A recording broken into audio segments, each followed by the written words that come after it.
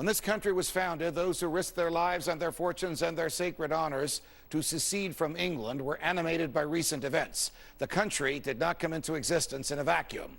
Rather, those who led the Revolutionary War joined those who fought it and those who financed it to create a government that would be constitutionally incapable of doing to Americans what King George III and the Parliament had just been doing to the colonists.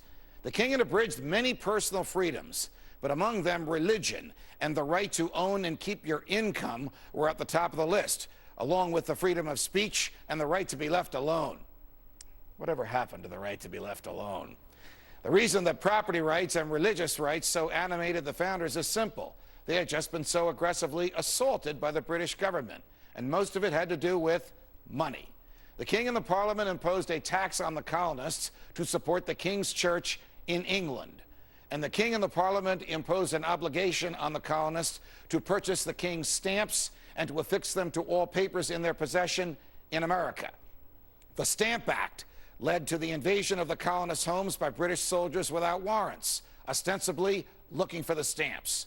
Both of these taxes led to the Revolution, and the bitter aftertaste that they left behind in turn led to the firm determination on the part of those who wrote the Constitution to craft a document that would assure that the new government would be constitutionally incapable of the king's behavior. How well have their hopes and plans and constitutional craftsmanship worked out? Not very well. I could talk to you for hours about all of the violations of the Constitution that the government has gotten away with. If you are a regular freedom watcher, you know many of these yourself. The feds take your taxes and give it to folks who will vote for them.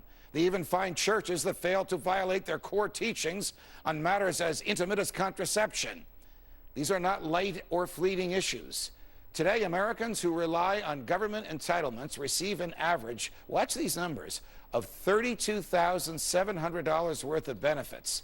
The average American's income after taxes, Americans who work, not those who receive benefits, is $32,400. This is the first time in the history of the country that we have seen this inversion. I realize that this is just an average, but the numbers show by a tiny amount that the average recipient of entitlements in America has more disposable wealth than the average wage earner. These entitlements cost the taxpayers about $2.5 trillion per year. The federal government collects $2.5 trillion a year in revenue.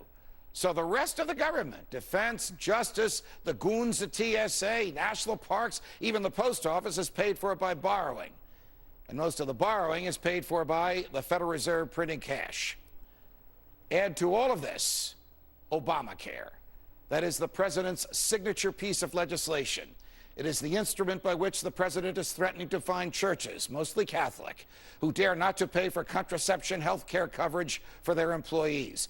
That would be the same ObamaCare that is forcing every person in America to buy health insurance. Sound familiar?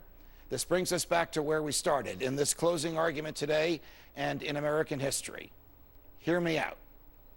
The last time a central government in America tried to force all Americans to buy something against their will, it was the King of England and his Stamp Act. And that fomented the Revolution.